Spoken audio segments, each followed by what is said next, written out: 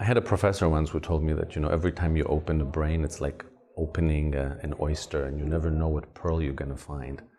And there's some truth to that, in the sense that even though human anatomy is very much reproducible, human pathology is not. And while we can understand what normal brain looks like and the anatomy of it, anytime you introduce a tumor or whatever process things are a little bit different. And every human being is different and responds different to the presence of anything and or the intervention that we perform. So I think it's important to approach things knowing that while there is a predictable pattern to it, there's always going to be an element of an unknown. And it's just something to consider as you treat people.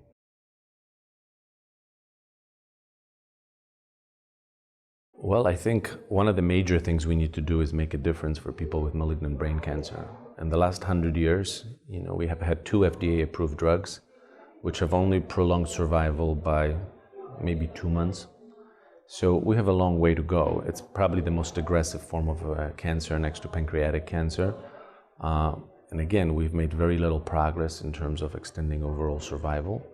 And I think there's a lot of opportunity for making things better. So nothing would please me more than, taking a disease from which people die within months and actually making it more stable, making it, if not curable, at least something like diabetes, where you live with the disease, but you can manage it for a prolonged period of time and deal with the issues and complications as they come up.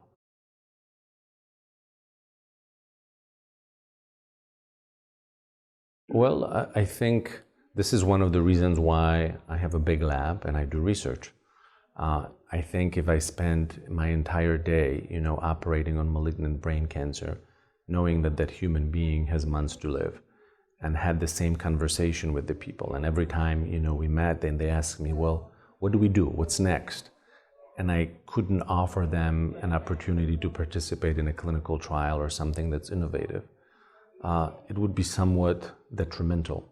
So I think as a neurosurgeon who specializes in brain cancer, at least for me, it's extremely important to be involved in basic science research and clinical research, so that whenever you do encounter that patient that ultimately may succumb to the disease, we can always offer them some hope for participation in something that's novel and interesting and may potentially affect their outcome and ultimately the outcome of other people with this kind of a cancer.